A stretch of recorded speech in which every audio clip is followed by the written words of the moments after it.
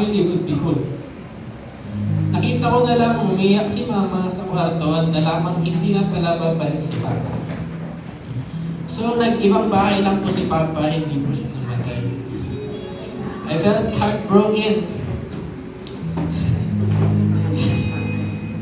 Icebreaker lang po. Iyak po ako. Masakit sa puso, di ba?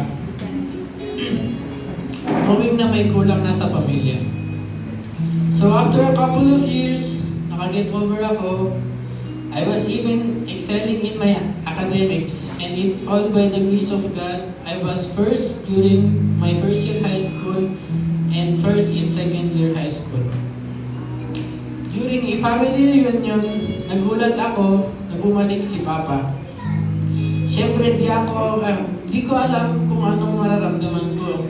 Yung inis, yung galit, tungkot. And it was very awkward at that time.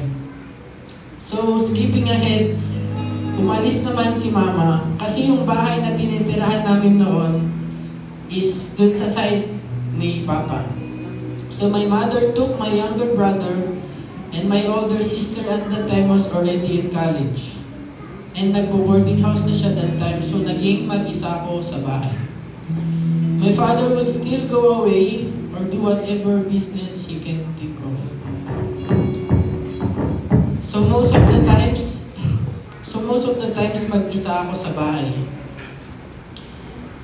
With this, I was playing Dota Magdamag and would even watch porn. Sad to say that was me before. I'm not perfect and I'm not that all good. This was the time I felt sadness in my life. A feeling of loneliness, brokenness, and even questioning what am I here for? What is my purpose in life? During this year, I was invited to attend a Christian fellowship with my classmates, and I encountered during this fellowship a prophet, and I will never forget what she said, that God will give you the desires of your heart. And I was just there laying down crying. Just a simple phrase, but until now, nandito pa din sa puso at isip ko. Because at that moment, I felt the presence of God.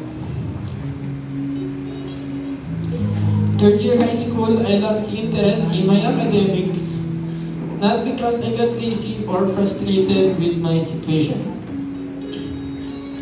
but I was overthinking of what life is and what for am I living.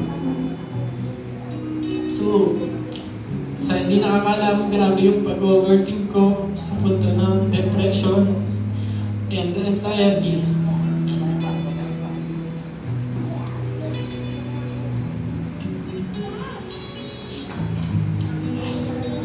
At those moments, I just prayed, guide me, Lord. Lord God, break me kung ano man yung mapangit at hindi kaaya-aya sa inyong paningin. Tanggalin niyo, Lord God. Yun yung panalangin ko. Break me, O God. Kasi alam ko sa sarili ko na madami akong makapangit na ugali. Mayabang ako, mainitin yung ulo ko, bossy, and I was even addicted to porn.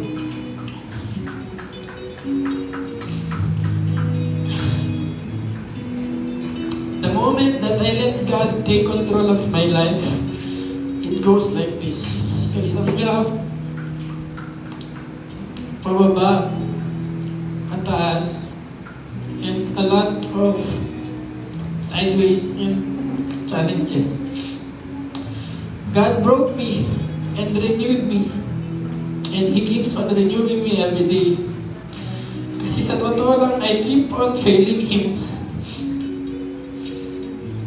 Nakakahiya na paulit-ulit na lang na ganun, and I know that I have to do something in my part.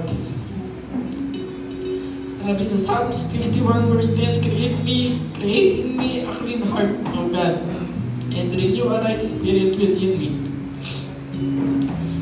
Sa lagi kong sinasabi sa young couples kagabi, God knows your heart.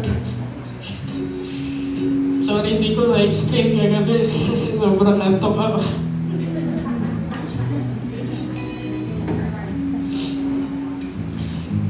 Because God renewed that heart. Alam niya na yung madudumi at mapapangit na naman ng puso mo dati at binago na niya.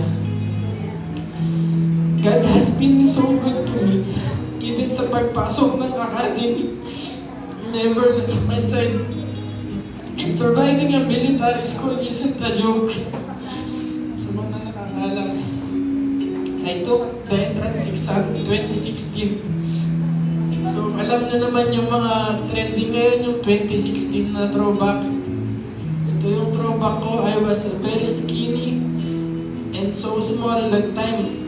I was 40 kilos and ang minimum na kailangan kong abulin na weight ko is 50 kilos. So, I took the exam anyways.